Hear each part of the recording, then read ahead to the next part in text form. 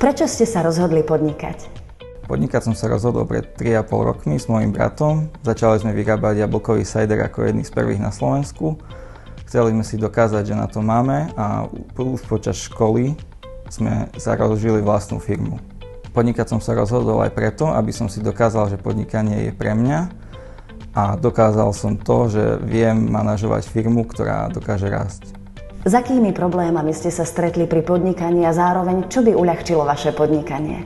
Na začiatku sme si zvolili zlú formu podnikania.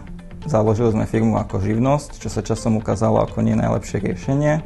Neskôr sme prešli na SROčku, čo nás stálo dosť financií a strateného času.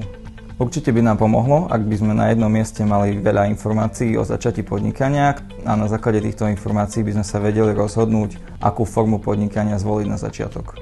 Aké sú vaše podnikateľské ambície, vízie?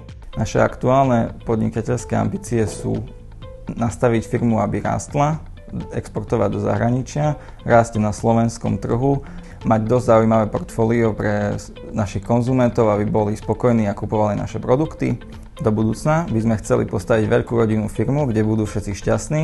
Plánujeme tam mať výrobu, hotel, reštauráciu, jablkové sady, včely a bylinky.